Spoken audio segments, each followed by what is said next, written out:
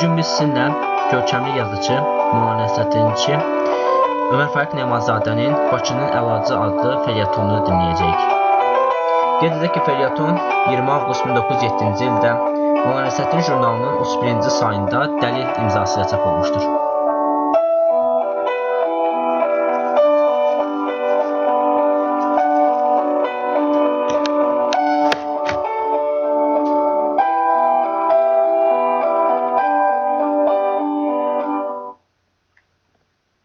Bakıya lazımdır bir çarə qılmaq. Dəxi bundan sonra səbr eləmək mümkün deyil.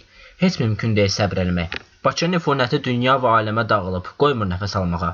Nə qədər Bakı bu halətdədir, Qafqaz müsəlmanlarının tərəqqisi mümkün deyil. O səbəbə ki, hamı gözünü dikib Bakıya və Bakıdan nicat yolu gözləyir. Amma nicat əvəzindən şəhərin müzür həşəratı vilayətlərə dağılıb cəmaatı puça çıxarmaqdadır. Bakının şöhrəti müsəlmanların fikrini çaşdırır.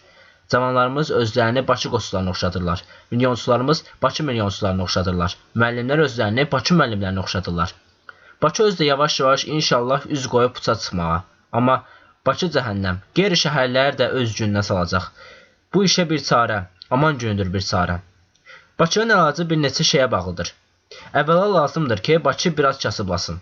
Pulun çoxluğundan cəmaat biraz beystillahi türk. Məsələn, necə ki, müsəlman arasında deyərlər, filankəs qudurub. Doğrudan Bakıda pulu saxlamağa yer tapmırlar. Odur ki, bir milyonçu bir cavana 100 min manat verib deyir ki, get filankəsi öldür. 100 min manat nədir? 100 manat mənə versinlər, mən hər kəsi deyirlər, o qədər döyüm ki, Molla Yusif də şagirdləri elə döyə bilməsin. Bakının şişirdə məlumdur ki, neft mədənlərdir.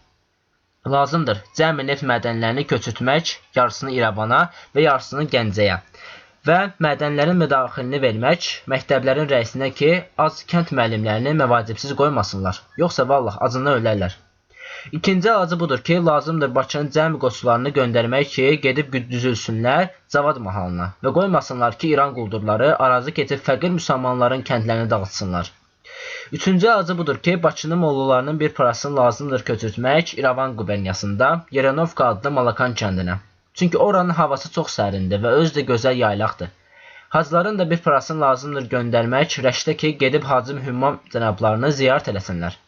Dördüncü əlacı budur ki, lazımdır Bakıdan cəmi İtirablazı Naxçıvan mahalına, Nehrəm kəndinə, uşaqbazları göndərmək Varşava şəhərinə, arvadbazları göndərmək Xorasana, qumarbazları Nuxaya, Çaxırbazları Salxlı kəndinə və mütrübbazları Peterburq şəhərinə.